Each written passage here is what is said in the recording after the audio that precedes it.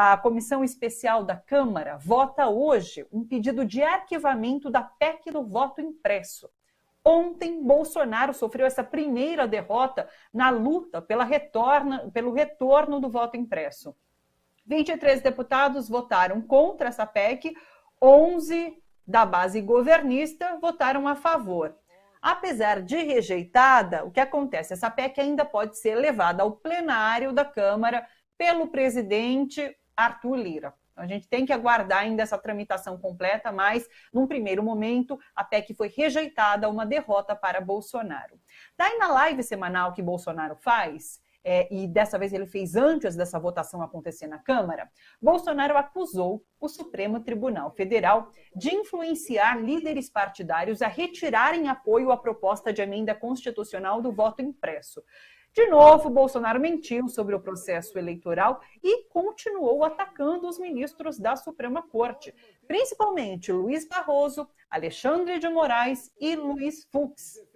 Bom, pouco antes dessa live, Luiz Fux, que é o presidente do STF, fez um pronunciamento cancelando o encontro, essa reunião entre os três poderes. Reunião essa que estava marcada para tentar ali apaziguar as relações entre Bolsonaro e o Judiciário.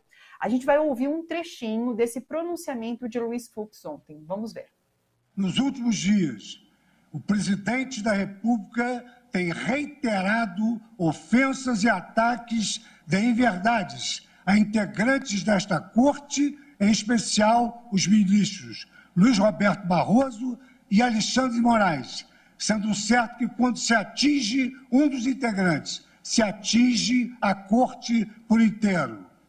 Além disso, Sua Excelência mantém a divulgação de interpretações equivocadas de decisões do plenário, bem como insiste em colocar sob suspeição a rigidez do processo eleitoral brasileiro.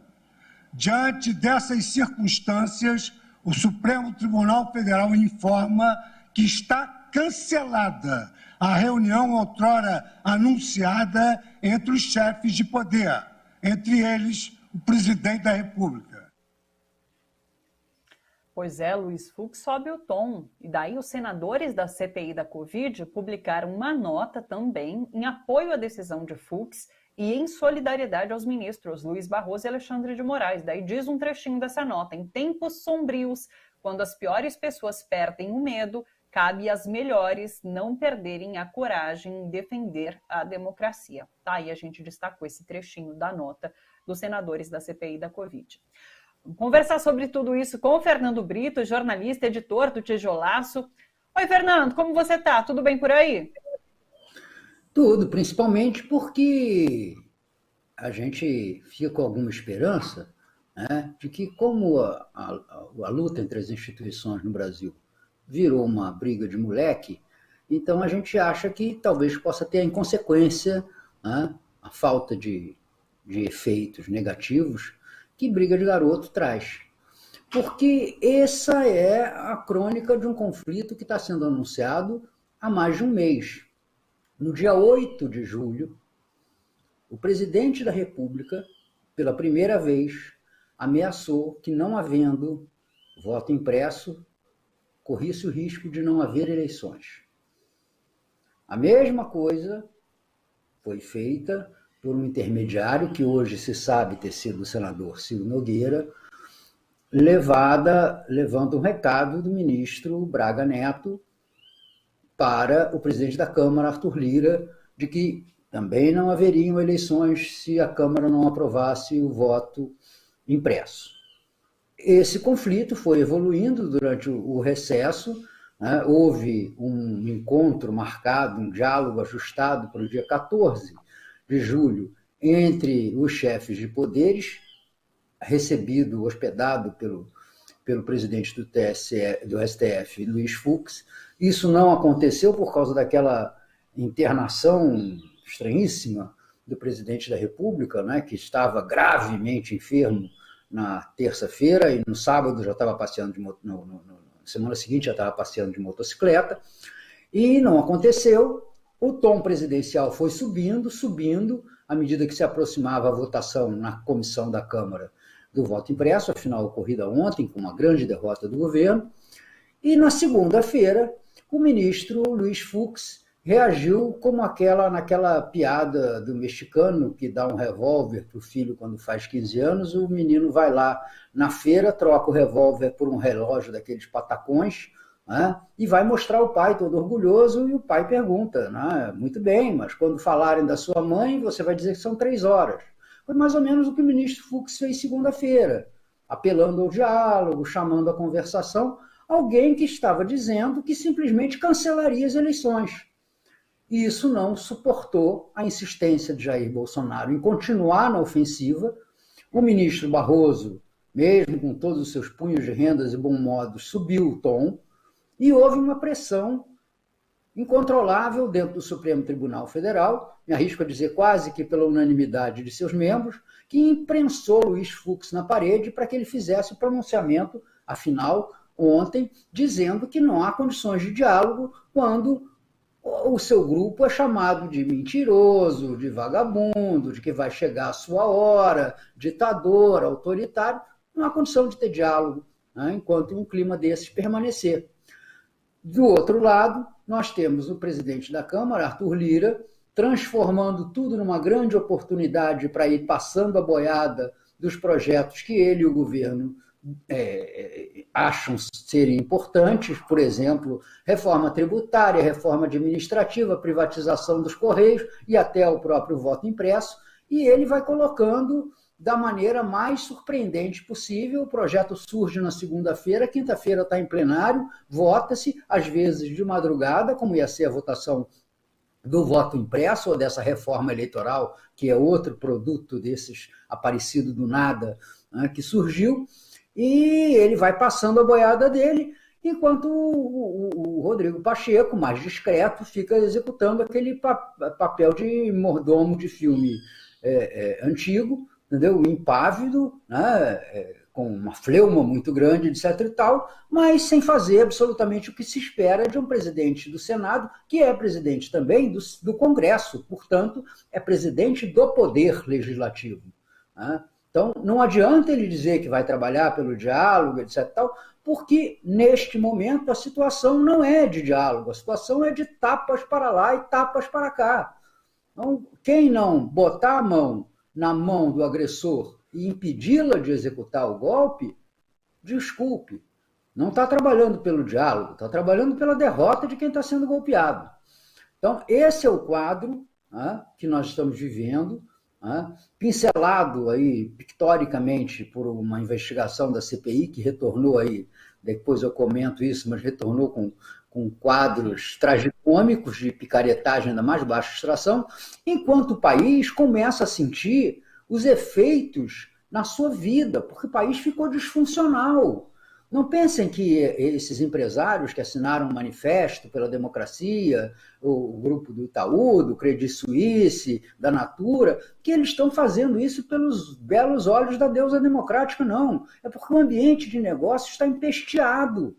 Eu não vi agora, mas pelo menos até a hora do almoço, meio-dia, mais ou menos, o dólar tinha subido em relação àquele dólar que deveria ter baixado com o aumento da taxa Selic, que o mercado já exigiu 1%, recebeu 1%, e não vai se contentar com 0,75% que o Banco Central promete em 3 vezes até o final do ano, porque a inflação está em alta. Hoje mesmo eu consultei as projeções da Ambima, que é a Associação das Empresas do Mercado Aberto, a previsão deles para a inflação, que sempre é um pouquinho abaixo, com aquele otimismo crônico, né, que essas entidades têm, já está em 0,93%, 0,94%.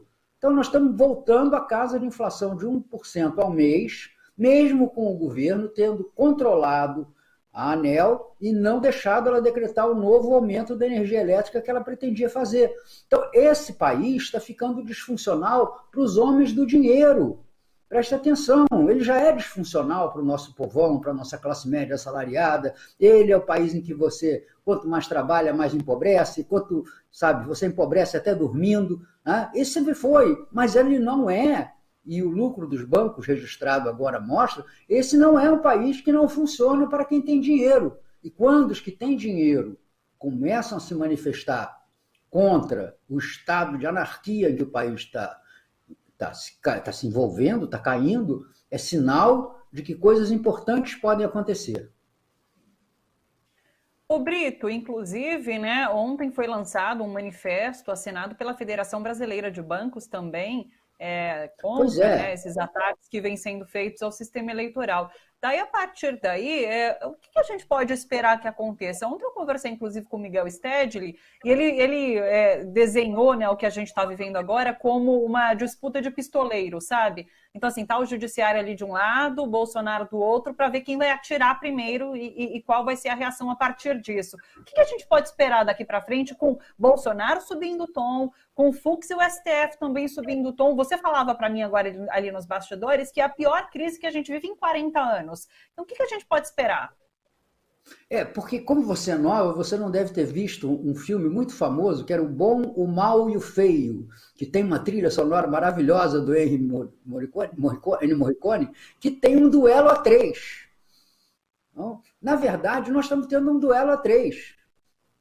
O Jair Bolsonaro, que é o personagem mais desqualificado de todos eles, o Poder Judiciário, que apesar das suas confusões conservam uma envergadura, uma fleuma maior, e o terceiro, que é o Arthur Lira, na ausência do Rodrigo Pacheco, que não assume as suas funções, que está ali catando para ver se pega as bolsas de dinheiro que os outros dois estão disputando, entendeu? Então, nós estamos nessa situação. Eu recomendo a quem puder, até pela bela trilha, que procure na internet esse duelo final, que você vai ver exatamente isso, 3 personagens.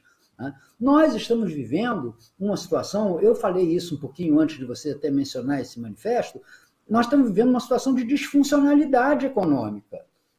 Porque, Thalita, embora nos faltem os meios e os bolsos, coloquemos-nos no lugar de um investidor, de um empresário, de um negociante estrangeiro. Você só bota o seu dinheiro aqui no Brasil se você tiver certeza que rapidamente você pode retirar. Porque para investir, não digo nem mais em longo prazo, para investir em médio prazo, para assumir compromissos, para ficar sujeito a uma crise político-econômico-social que não está distante, olha, não se coloca. E o pior é o seguinte, é que à medida que possivelmente se vai encontrar uma maneira de contornar essa questão do voto impresso, embora permaneça ali como uma reserva de agitação para Jair Bolsonaro, nós temos que pensar qual vai ser a crise do mês que vem. Qual vai ser a crise do mês que vem? Porque Jair Bolsonaro, como se já não bastasse todos os problemas que o país tem, em matéria de pandemia, em matéria de economia, em matéria de queda nos indicadores sociais, em matéria de perda de objetivos estratégicos, porque o Brasil não tem mais objetivo estratégico em matéria de política social ou econômica. Dá R$200 ali, dá um auxílio aqui, uma bolsa colar, sabe? Vende a empresa tal, aluga as ações da empresa Y, com uma crise hidráulica que não parou, que está se agravando, 0,1%, 0,2%, 0,3% de queda todos os dias, sem novas possibilidades de geração de energia. Então, você pega tudo isso e você é capaz do Bolsonaro arranjar uma crise qualquer porque, sei lá, o Flamengo caia na Libertadores. E isso é um plano imperialista para destruir o Brasil. Ele vai criar crise uma atrás da outra, porque Bolsonaro, ele é um destruidor, ele é um desagregador. Você de novo, não vai lembrar por causa da idade, entendeu? Os militares na ditadura de 64 acusavam a esquerda de serem desagregadores. O fulano de tal era perigoso por ser um elemento desagregador, que levava a discórdia, etc. Jair Bolsonaro é o desenho disso aí. Então, não tem possibilidade de você encontrar o que toda hora os presidentes do Poder Legislativo e do Poder Judiciário estão dizendo, um diálogo, uma união nacional, as mãos dadas pelo soerguimento do país. Não tem ciranda com Jair Bolsonaro. Com Jair Bolsonaro tem briga de rua. Sem isso, ele não consegue dar motivação aos seus seguidores, que não seguem programa econômico, que não seguem ideias sociais, que não seguem projetos de desenvolvimento, eles seguem um personagem que para eles é, né, o anti-establishment, embora seja o establishment. Né? Então, Bolsonaro é o homem popular, informal, fora das regras, etc. Tal, que mantém o país totalmente voltado para as elites e para o retrocesso. Então, não tem possibilidade. Né? Agora, o perigo é próximo, a esperança é longe. O perigo está aí todos os dias no governo Bolsonaro. O perigo está todas as semanas, né, nas atitudes mercuriais do presidente. E a esperança, que é o processo eleitoral, está longe ainda. Está longe, mas tem que ser preservada. E é esse horizonte que Jair Bolsonaro quer nos tirar.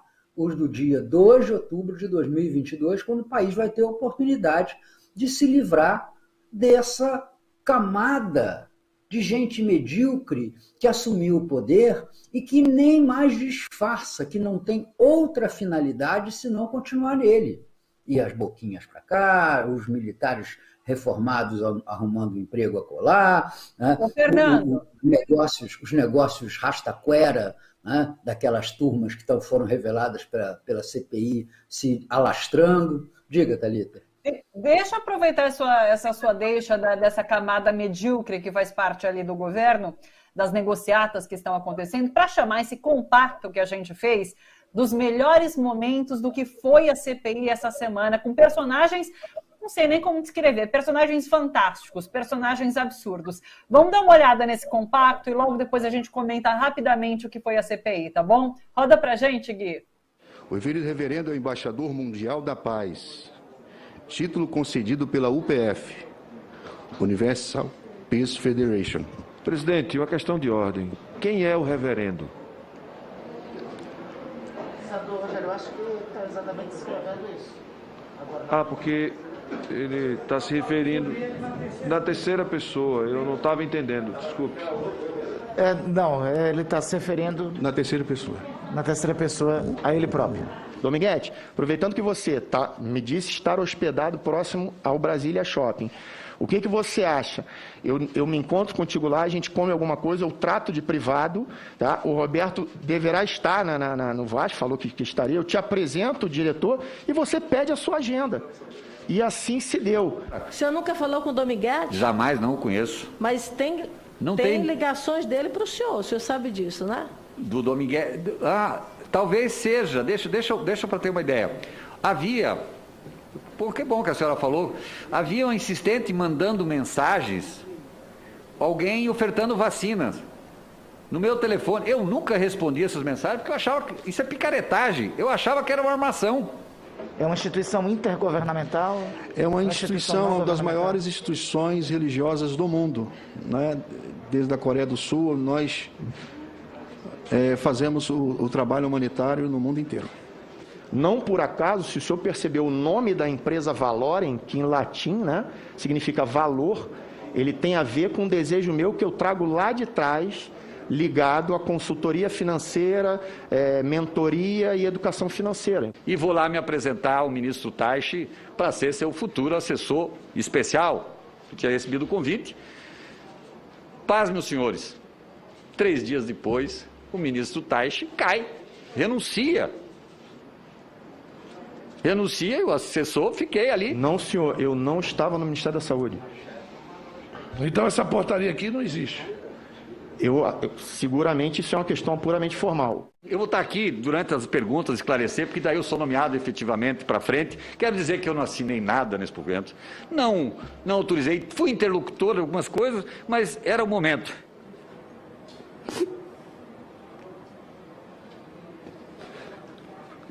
Hoje de madrugada, antes de vir para cá, eu dobrei os meus joelhos, orei. Ai, Brito, que isso? Foi uma semana assim, de grandes personagens ali naquela CPI. Eu me incomodo um pouco, Thalita, com o desperdício de dinheiro público, entendeu? Porque não precisava uma CPI do Senado Federal para esse tipo, pelo menos para esse caso. Ali, olha, o investigador do DP mais próximo, né, dá conta daquilo ali, porque é tudo estelionatário rastaquera. Tudo. Né? O tal do reverendo É uma piada. Olha, a única coisa que esse reverendo trouxe de positivo foi a gente se lembrar do reverendo Moon. Porque o caso do reverendo Moon é um caso de picaretagem conhecido há mais de 3 décadas. Eu me senti até novinho, falei, pô, para alguma coisa serve esse troço, eu tenho que explicar para as pessoas quem era o reverendo Moon, porque esse escândalo não é do tempo de quem tem menos de 40 anos. Tá? Esse coronel, francamente, primeiro já é um escárnio, a gente vê um rapaz jovem daqueles, jovem, 49 anos, cheio, no auge da sua capacidade produtiva, reformado, já aposentado como coronel, e a gente está ouvindo há anos e anos que a gente trabalha pouco, que o brasileiro quer se aposentar cedo, que não gosta de trabalhar, e aquele praticamente rapaz que estava ali, já reformado há 2 ou 3 anos, gozando de um bom salário, de um bom soldo, se mete numa negociação que esse cara acha que as pessoas são crianças, que a empresa não tinha nada a ver com a venda de medicamentos, embora 2 semanas depois da sua criação já faça uma alteração contratual para mudar para essa área. Alteração contratual custa dinheiro, viu? Não é fácil, não. Você tem que pagar taxas pesadas na junta comercial. Você não faz um negócio desse assim, sem ter um negócio em vista. Eu tenho empresa. A ONG do reverendo não ganha nada, mas está rica. A empresa do coronel não ganha nada, mas está rica. O Ayrton Cascavel, vulgo Ayrton Cascavel, porque é Ayrton Solido, também não é nomeado, não ganha nada, mas vai para Brasília, paga tudo, se mantém. Olha, como disse o Omar Aziz ontem, é gente muito boa, gente muito generosa, entendeu? Que está tirando do bolso milhares de reais para viajar para cá, para lá, e fazer negócio para cá, para lá, sem ganhar um tostão. São todos samaritanos. Olha, desculpe, o investigador do DP dá conta dessa gente. Mais grave, porém, é o esquema da saúde que não se consegue apurar na Precisa. Porque esse dono da Precisa está há mais de um mês, entendeu? Ele recorre ao Supremo, aí não consegue deixar de depor, aí ele viaja para não sei aonde, aí ele tem Covid, depois ele foi para a Índia, depois voltou da Índia, tem que ficar em quarentena. Eu acho que podiam comprar um aquário nesses grandes na loja e botar em cima do dono da Precisa, botar um microfone lá dentro e dizer, doutor, não tem problema não, o senhor está de quarentena, continua de quarentena aí, mas vai falar, vai se explicar. Sabe, eu agora vou aqui na comunidade aqui perto da minha casa, o pessoal, olha só, quando der problema e tiver batido policial, vocês falam assim, não, eu estou em quarentena. Não, meu primo teve Covid, eu tenho que ficar em quarentena. Entendeu? Eu não preciso dizer o que vai acontecer com ele, né? E esse dono da Precisa comprou carros de luxo, fez tudo quanto é tipo de tramóia, vendeu preservativo feminino para o Ministério da Saúde, não entregou. Ele e o seu padrinho, Ricardo Barros. Essa gente, sim, está sendo acobertada.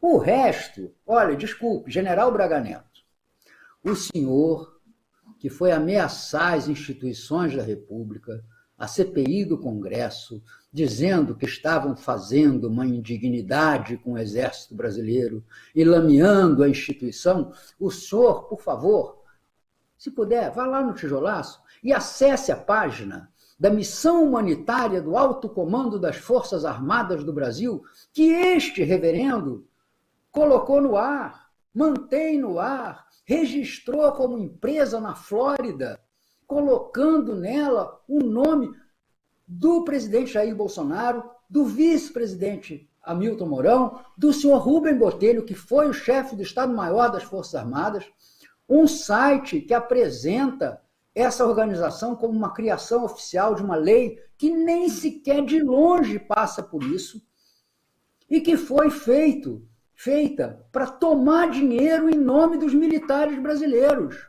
em nome do Exército Brasileiro, e ainda tem a cara de pau de dizer que é Alto Comando das Forças Armadas do Brasil Incorporated. Incorporated. Isso deveria ser um tapa na cara das Forças Armadas brasileiras. Mas o general Braga Neto não liga para isso. Certamente são oficiais ali que, em vez de jogar uma sinuquinha, ou então um baralho, ou uma escopa, um dominó na pracinha, reformados, não. vão abrir uma organização Forças Armadas Incorporated na Flórida.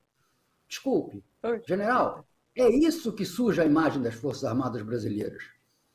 Sim. Fernando, sempre um grande prazer te ouvir, viu? Muito obrigada. A gente volta a se falar. Eu falei pro Fernando, antes da gente começar, que a gente chama ele para comentar sempre que tem bucha grande, né? E hoje era um dia desses. Fernando, obrigado. Um beijo para você. Obrigado a você, eu agradeço. E eu dizer, general, olha, eu não tenho um tijolaço incorporated, viu? Mas eu já sei que tem um alto comando incorporated. Que vergonha, general.